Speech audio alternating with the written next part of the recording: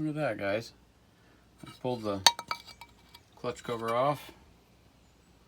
Look at all that grinding. That'll really grind your gears, haha. Look at this. So somebody was using this poor girl in her life, and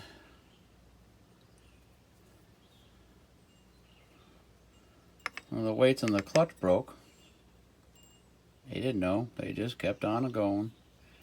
I was going to assume that the muffler was plugged, and that's probably why they had stopped using it, because of the gunk on it, but I assume they just stopped using it. But that would be a good reason. I don't imagine, I mean, it might work, but it's going to be out of balance, so I don't want to ruin the crank by trying it, but I would think that, yeah, it's probably the same RPM would make it grab, because as it spins faster, the weights fly out and contact this, make this spin, which turns that gear down in there, and that turns the chain. But it's only going to have half the force, so half the holding or pushing or turning force. So I'm going to have to see if I can find another one of those. And I'm going to take the muffler off, and we're going to look inside it and clean it out, because they used to run like 8 ounces of 30 weight engine oil in a couple gallons of gas. It says it's somewhere. I think it says it on this blue one here. Yeah, right on the cap it tells you.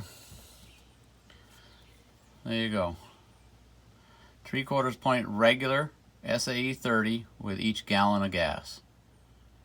Or you can use a half a pint of Homelite oil, which I believe is what they're talking a 2-stroke is.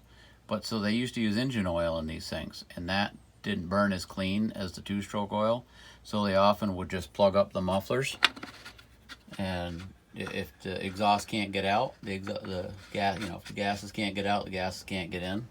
And oftentimes, if this carboned up, just like today's catalytic converters, if this got all carboned up inside, they wouldn't run, or they would idle and they wouldn't rev up. And if you just took these off and cleaned them out, use a torch, heat them up, whatever, to burn the carbon out, put them back on, normally good to go. So we're going to take a look anyway.